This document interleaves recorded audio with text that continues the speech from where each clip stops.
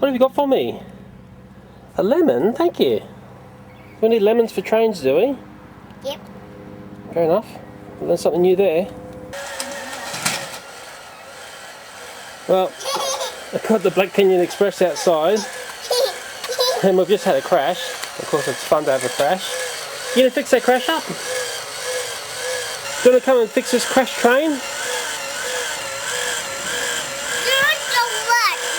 So my son's been playing with this outside for 3 days now and he's really enjoyed, well, just the whole thing about railways, the rails, and he likes setting up crashes, and he's very fastidious about getting all the wheels back on the rails. And I'm surprised at how much time this train has soaked up with him. And also what's interesting is that I changed the batteries over, and what I did was I put in some rechargeable ones, and I'm surprised at how long the train runs around with these types of batteries. Now here he is reconstructing the train after the crash. Wow, there's quite a coupling. You gonna show me how it runs?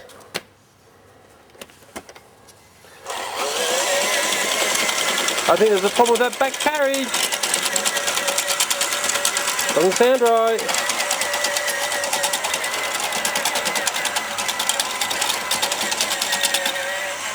Uh-oh. This doesn't look good. It doesn't look good at all. Oh no.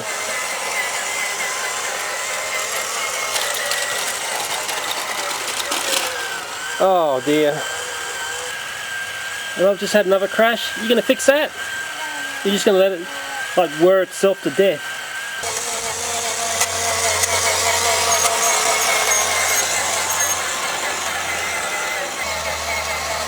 Well, here he comes. Looks like he's found another lemon for me. Another lemon? Yeah. Oh, thank you. Oh, the lemon day today, is it? Are the lemons for trains? Yep. And he loves that sound button. It's actually quite loud, isn't it? Do you like the sound?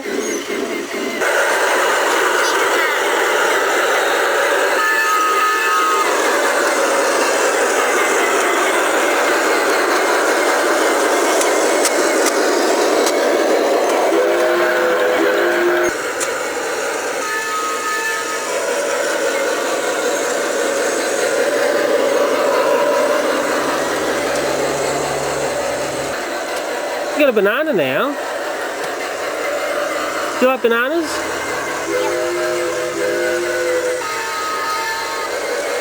Eating bananas and playing with trains. What a double. What I've noticed is when it's going backwards, we'll hear that noise more. I don't know if you can hear that interesting sound coming from this train now. I suppose it's had all up about 4 days of good flogging. My son's played with it so much.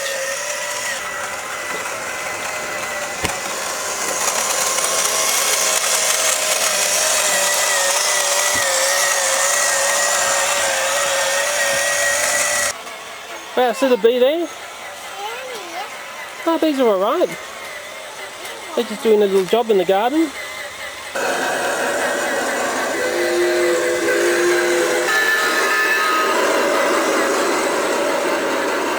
And you know what, we did have it down on the other garden railway that I built a few months back, and it's worthwhile taking the engine down and showing you what happens when it's down on the other garden railway. Let's go and put him on the other train track, eh? Yep. Here we go, down to the other garden railway. Let's see what happens down here, eh? Well, we're very particular about putting these little trains down. Quite a few wheels to sort out there. Don't forget that tender. Very good. We're putting wagons on as well. Hey, what about just doing the locomotive? Or do you want to put wagons on too? Looks like going for the full caboose here. Here comes more. Remember, this is a 3-year-old playing with G-scale. Talk about starting at the top. No messing around with that small stuff. Well, I've just turned the train around because I was doing this the other day and I could see where the problems were. And it looks like we're taking along with this one carriage here. It's interesting, the areas which were the problem areas is actually the areas that the train engineer pointed out to me, which would be nightmares for trains to tackle, and this train struggles at certain parts of this layout. And what I'll do before I get going is I just brush away some of the debris from the track. Make sure those points areas are nice and clean. There's always trouble areas on this little layout. We've got the train scar looking over everything that goes on out here. Arr.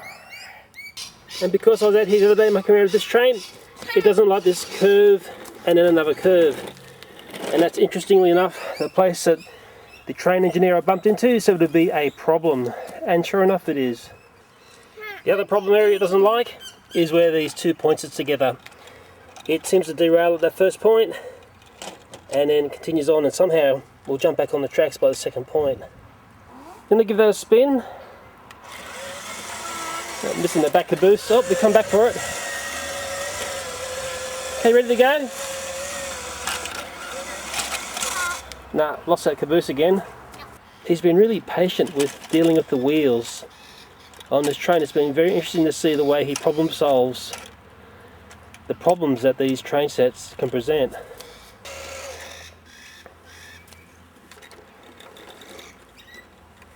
Sort of has me thinking that, you know, steer clear of all that small scale stuff if you can and just go for the big stuff. No, you got it done? There we go. Let's see where the problems lie.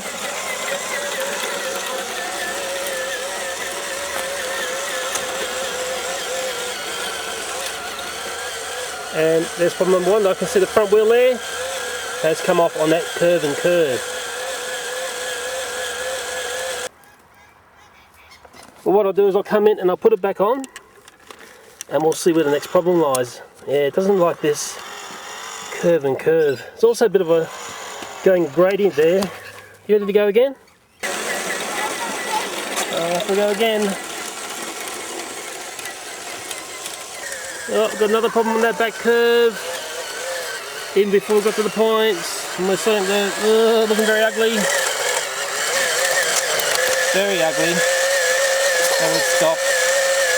Well, sure, it's not running on its own track, but it is G-scale.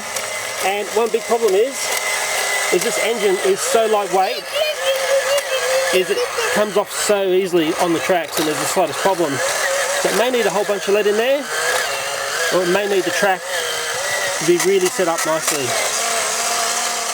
You gonna fix that train up? I think you can.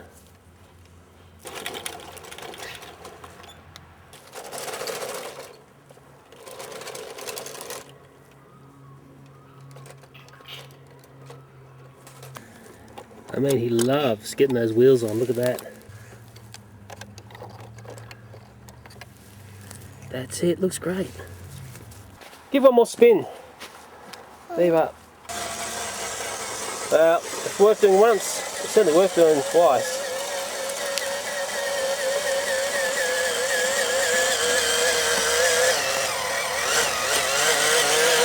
Made it through. I can't believe it.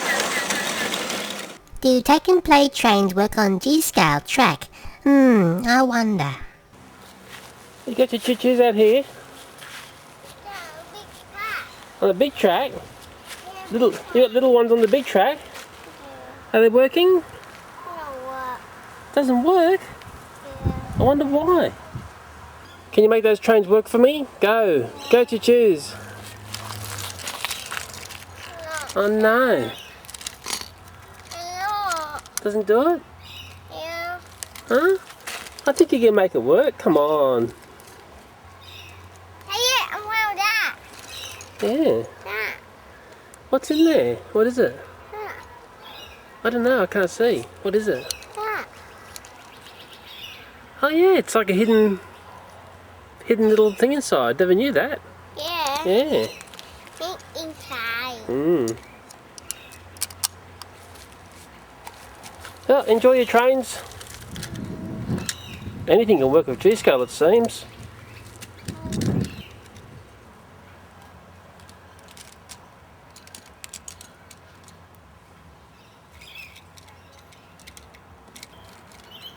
Never set limitations of what your trains can and can't do. Thanks for watching, and goodbye.